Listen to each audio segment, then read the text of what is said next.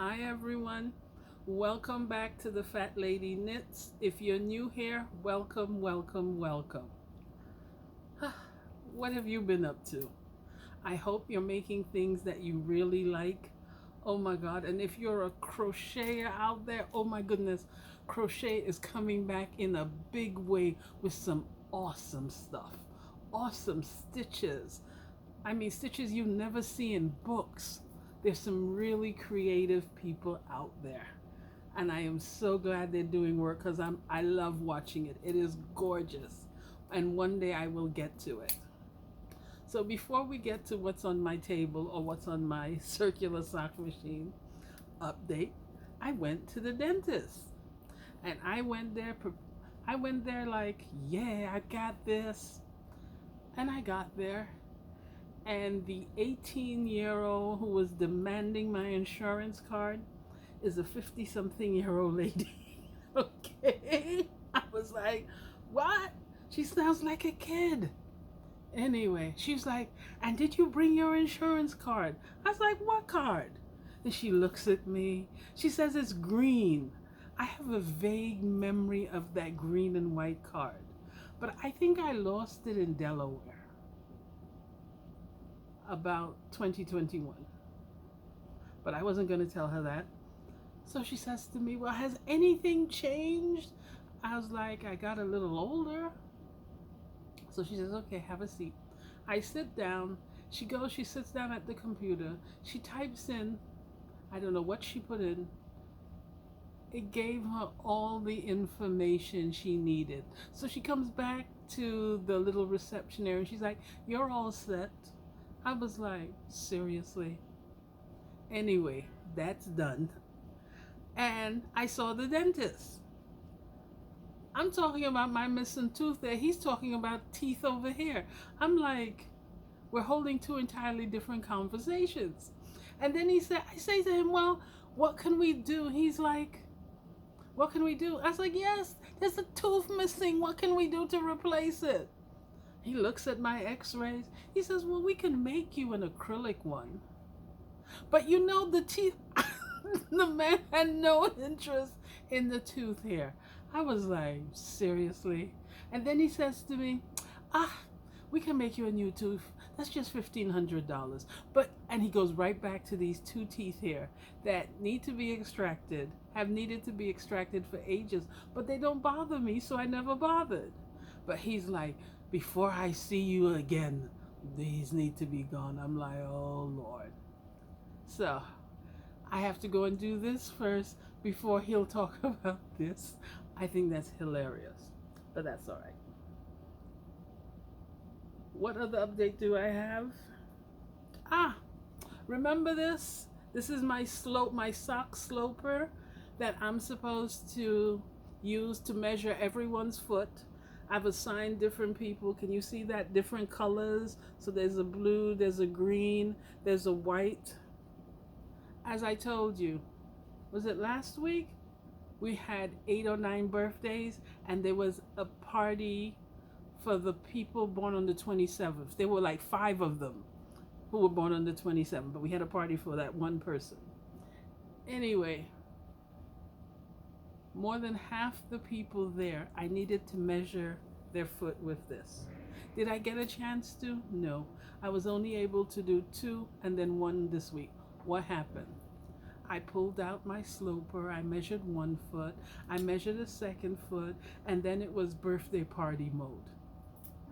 And I'm like, okay, when we're done, I'll do the rest. So we're outside having a good time, delicious food, nice stuff to drink. And one of the party goers says, it looks like rain. And he looks up. By the time his head comes down, it is pouring. You know, pouring? And everyone just starts to run. And I'm like, wait a minute.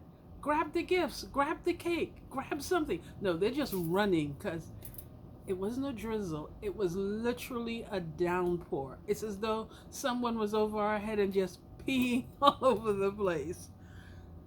And so we had to move all the stuff inside, and I got so completely caught up in that and what the gifts were that I didn't measure anyone else's foot.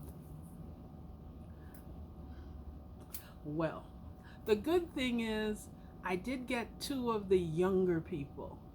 And I know one I'll be delivering sock to and one I'll be mailing, because you know those kids, when they go to boarding school, they leave early. By August something, they're gone.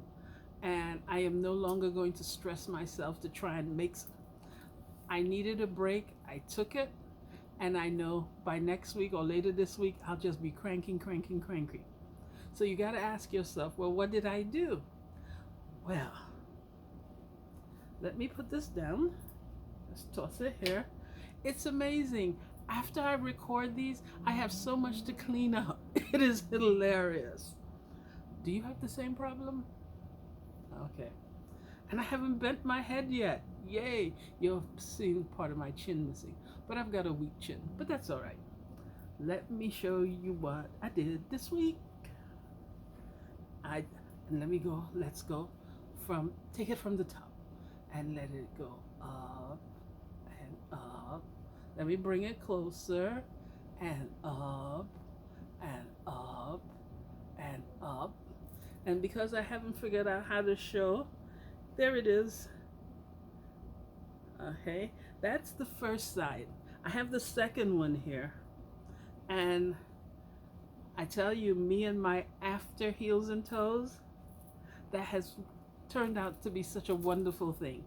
And not only can I do it separate, I can hang my tube and do at least half of the heel. Well, I'll knit the whole heel on the circular sock machine and then Kitchener it closed. I can do the same thing. That was the toe.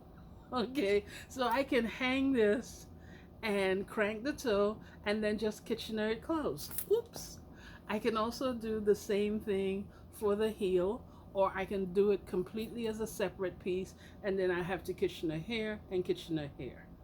Okay, so this worked out well. I think, well, this one isn't finished. Hold on, give me a second. I have the cuff here. It's on needles. And no, I did not knit this by hand.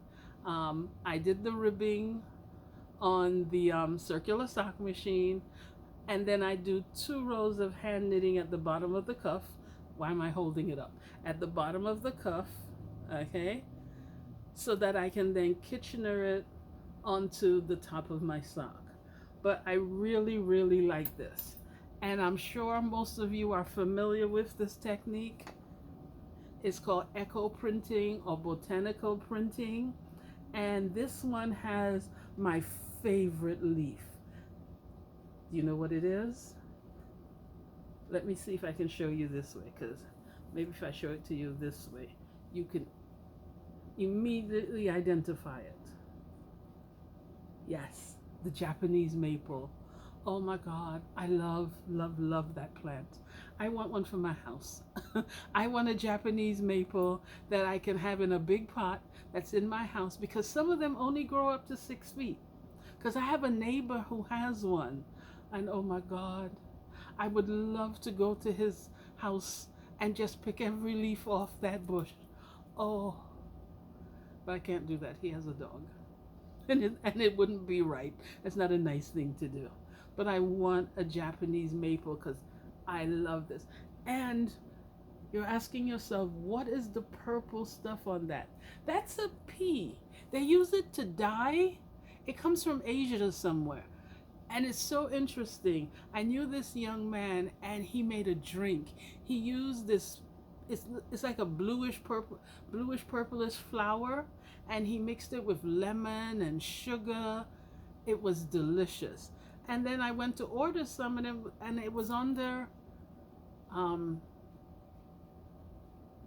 flowers for dyeing. I was like, wait a minute, he wants me drinking dye? Is he trying to kill me? But I'd already drank the thing and it was fine. So you can make a tea out of it, a nice cool drink, and wherever, you know me, I snipped off pieces of the flower and just dropped it all over. And that's how I have these purple splotches. And then I was like, well, what do I do for the cuff, the heel, and the toe? And I was like, I have some purple yarn. And I love this because I mixed it myself, so it's split. You can see different shades in there. So this is awesome.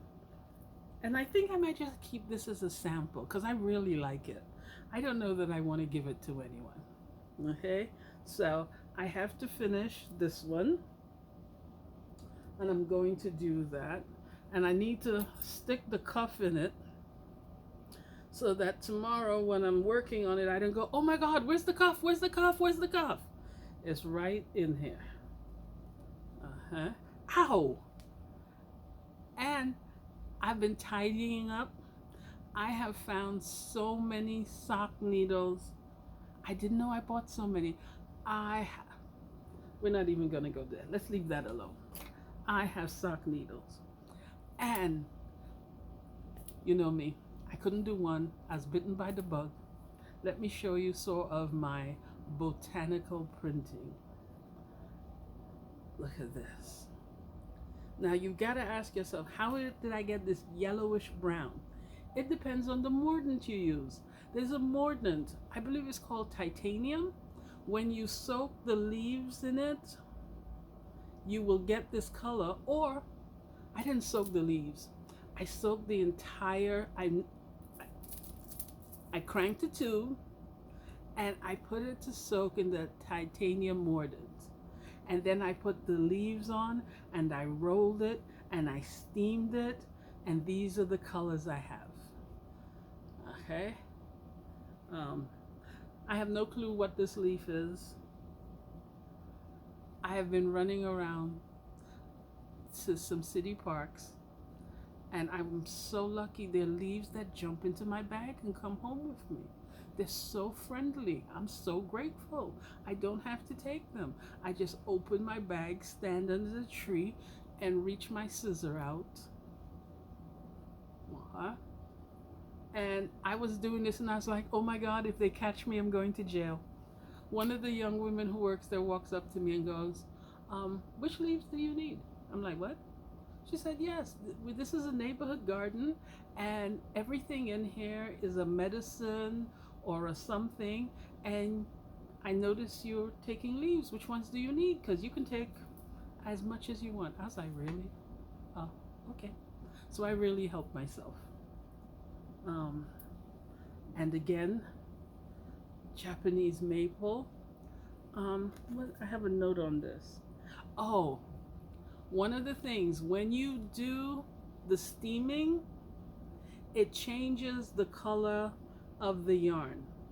Okay, so it might have started as a light beige, you know, that creamy color of yarn you buy to dye, but once the leaves and the steam start to interact, it changes color. And this one definitely, because I bought some extra tannin, they sell it, and I threw it in there, and so now I have this. Okay, what else did I? Oh, this one I love. Not just because of the Japanese maple, but on this one I crushed some cochineal and I threw it all over. And what I was thinking of, I should take the cochineal and dye some yarn, but I didn't do enough. This would only give me 2 shorties, and I have too many shorty socks. I'm not going to make any more. I'm going to redo this with the cochineal, and I'll dye for the cuff, the heel, and the toe in cochineal, and I'll make myself a sock. And you know, by now you already know I love the Japanese maple. I have some ideas for this one. Nope, can't use this one. This is it's tagged, so I plan to use it as a sample. The mordant I use with this is citric acid, so, and my Japanese maple. This one is all right, but I don't like it so much. This one I love because the leaf itself produces this yellow. Okay. This is really nice. What's the name of the plant? I have no clue. I just saw a bush and I picked some of the leaves and it gave me yellow. Now I must say this. If you're going to do botanical printing with wool, and you want color, there's some things you need to know. Eucalyptus leaves will give you color. Onion skins will give you color. Whatever this plant is will give you color, but most of them do not give you color on wool. If you use a mordant like iron, and you take rose petals and you soak the leaves in that iron mordant and you steam it, you're going to get black flowers. Now that can be spectacular depending on the background that you use. Okay? But you're not going to get that nice rose color, a pink rose, a yellow. If you want that, you need to work with silk. So that when you see people posting online with all their botanical prints and how gorgeous they are, usually that's done on silk. And they do sell silk sock yarn. Okay? So if that's your thing, but if you don't, silk is on the little pricey side if you don't have it. If you have it, it's nothing. If you want color on the wool, as I said, onion skins will give you color. Eucalyptus will give you anything from a rich red to a rich orange. And occasionally you run into something that just gives you this yellow. Okay?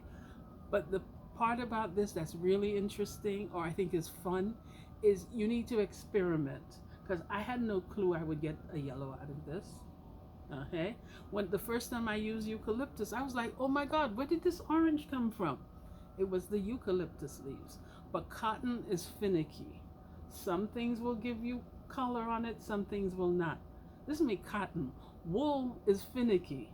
Some things will give you color and some things will not.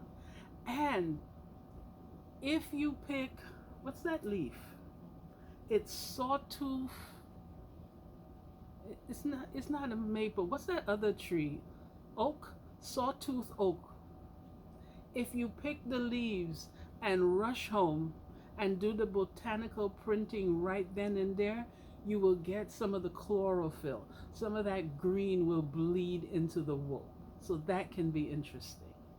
Okay? But if you have a chance, you should try this. This is so much fun. You just have to be careful. You're working with fire, hot water, and steam. Be patient. Let the thing cool. Do not go and burn yourself. And before I go, I did this one. I love this. Okay? You see the black hair? I don't like that so much. What is this? This is grass. I found this grass growing at a bus stop, and I picked some, and I came home. And what I didn't realize is if you take out all the seeds of the grass, you get this nice, beautiful outline. If you forget or don't realize, the seeds will give you this dark because there's a concentration of tanning there. Okay? So I have to go back to that bus stop and find this grass because I would really like to make a sock for myself with this. Okay? Oh, every time I plan, I'm like, I'm not gonna go over 15 minutes. I did. I'm sorry, but I'm glad you were here. Thanks for spending some time with me. I'll catch you next time. And I don't think we'll be doing botanical socks then because I really have to get started on the socks for the princes and princesses who will be going away and who will be returning to school soon. And if you're doing school knitting also, I am in solidarity with you. We can get through it. And now I've got to go. Catch you next time.